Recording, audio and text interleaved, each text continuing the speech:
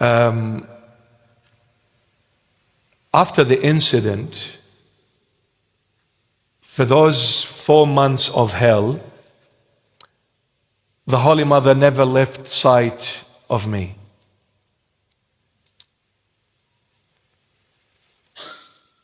That's why I'm still standing. With all love and respect, I don't care what people may say. With all love and respect, you can't tell me the Holy Mother is not my mom.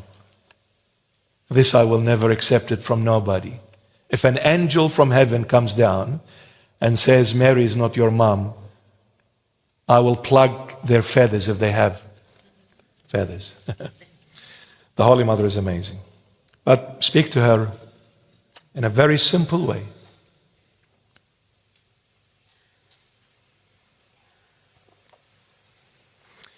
What should someone do if their heart remains hard?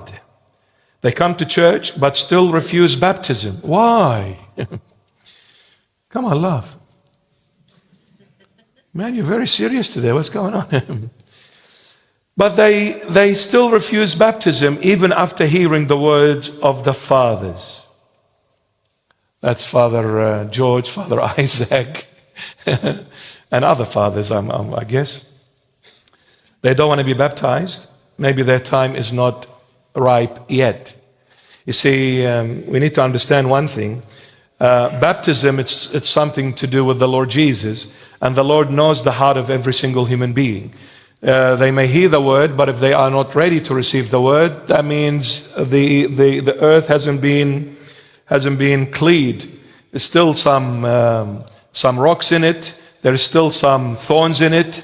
It's not clear as yet. So the Lord is working. So we keep on praying. It may take a year. It may take 10 years. I don't know.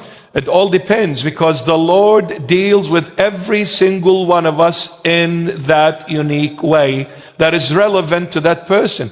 The Lord knows every single one of us what kind of a substance we are, what makes us and what breaks us. So the Lord knows how to deal with us, but at the right time, that heart will convert. What you need to do, my beloved, and all of us, never stop praying for that soul, no matter how hard they are, but you never realize one day they'll wake up and all of a sudden there's a change of heart and they've come back to the Lord Jesus. Amen. What made you want to become a banker?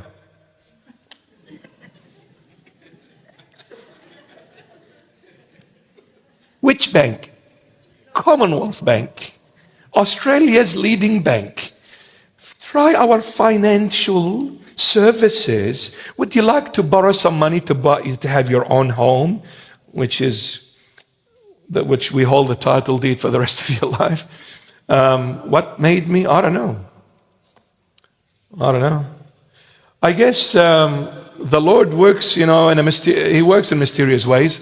Maybe He wanted to give me, some sort of experience in the financial sector, to give financial advices, so that way I'm sort of familiar with giving advices. So when I come into the spiritual field, I'm able to give spiritual advice instead of financial advices. So I guess the principle is sort of similar, but in a different color. Yeah, I don't know. It was a good experience. 15 years in the banking networks and 7 years in the finance sector. So 22 years of finance and management. That was my professional side. 22 years finance and management. And I guess that also helps when it comes to running the church's affairs by the grace of the Lord. Because the finances kicks in and the management kicks in and all that. So so you start borrowing left, right, and center and blowing it all up. Isn't that amazing? So we thank the Lord Jesus, but I guess it's an experience. It's an experience that you gain. One thing I also enjoyed in the banking sector, I met so many different people, different cultures, beautiful Asian people, South Americans, You name it, like all kinds. Aussies, the good old Aussies, and the Middle Eastern people. And speaking of Middle Eastern, Sharbil just shows up here, so there you go. Middle Eastern people, so it's amazing, It's good. It's an experience in life. I guess wherever the Lord leads you, ask the Lord, what are you teaching me? What do you want me to gain out of this? Show me, Lord. Show me the way. Show me the way. It's a learning curve. One thing I guess I've learned in the banking industry is dealing with different walks of life, different mentalities, different upbringing, different colors, different languages. Was good. Was a good exposure. But one thing I remember, I'll never forget this. One day I relieved the branch manager. I was working in the branch networks. So the branch manager went on holidays for a month. He was in the bank for over 35 years. A much older man, a much more experienced than me. I was extremely young. I was in my 20s. So he came to me and he said, look, a piece of advice. I'm leaving for a month on holidays. They could not send me a relieving manager. So your position is good enough to relieve me. So you're going to be the manager for the next 4 weeks. One thing, take it easy with the staff and don't sort of go full steam ahead thinking you are the manager. So anyway, after the 4 weeks, the manager came back, and the first day he was back, he calls me into the lunchroom. Apparently, we had especially one lady, she was much older than me. She was like a grandmother figure. And she was a leading teller on the counter. Apparently, she went and complained to the manager about me because she couldn't handle the fact to take orders from someone who is her grandson or a son to her.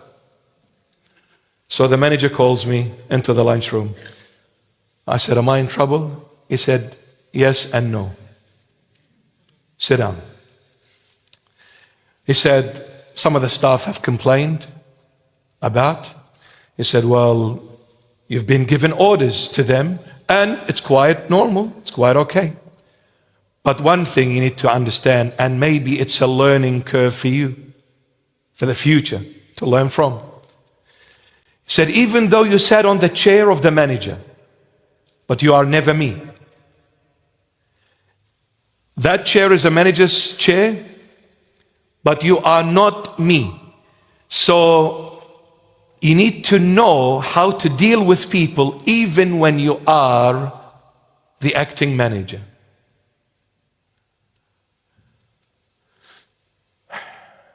Even though I sit on that chair, I'm not Jesus.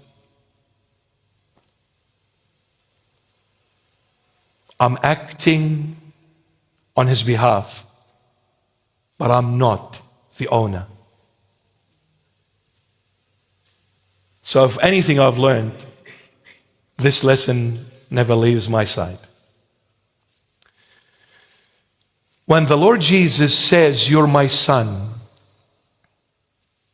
that doesn't mean I take advantage of it and I say, I am truly your son.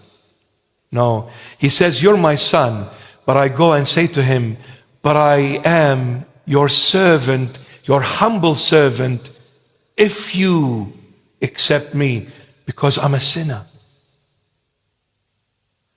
You see, for the Lord to say to me, you're my son, he can. You know why?